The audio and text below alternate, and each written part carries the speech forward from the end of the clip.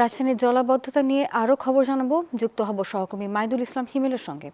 হিমেল, জানাবেন কোথায় আছেন আপনি, কোন এলাকাতে, এবং জলাবদ্ধতার কি চিত্র বা জনদুর্ভোগের অবস্থা আপনি কি দেখছেন? একই সাথে জানাবেন এই জলাবদ্ধতার পানি কমতে শুরু করেছে কিনা।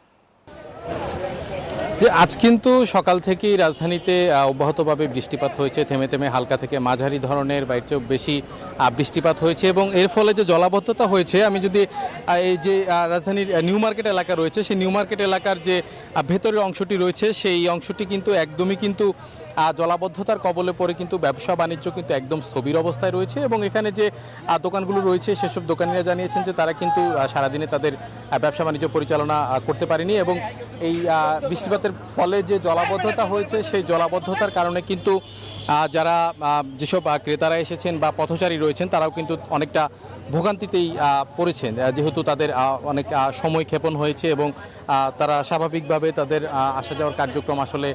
করতে পারেননি এবং নিউ মার্কেটের ভেতরে যে জলাবদ্ধতা হয়েছে এবং সকালে কিন্তু এর চেয়েও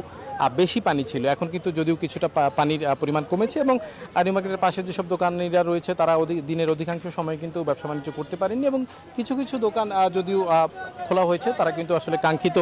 ক্রেতা কিন্তু পাননি এই জায়গাটিতে এবং সকাল থেকেই যে অব্যাহত বৃষ্টি এবং এখনও কিন্তু আকাশ মেঘলা মেঘলা রয়েছে এবং বৃষ্টির কিন্তু পূর্বাভাস রয়েছে আবহাওয়া অফিসের তথ্য অনুযায়ী, সেই হিসাবে কিন্তু বৃষ্টি কিন্তু আবার মানে সারাদিনই আসছে যাচ্ছে থামছে এরকম একটি অবস্থার মধ্যে কিন্তু ঢাকা শহরের চিত্রটি কিন্তু আমরা দেখেছি সারাদিনে এবং বিশেষ করে কিন্তু মিরপুর এবং যে তার আশেপাশের এলাকাগুলো রয়েছে,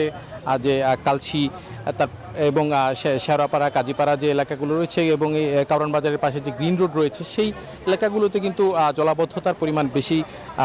দেখা গিয়েছে এবং জলাবদ্ধতার ফলেই কিন্তু যে জনভোগান্তি সেই চিত্রটি কিন্তু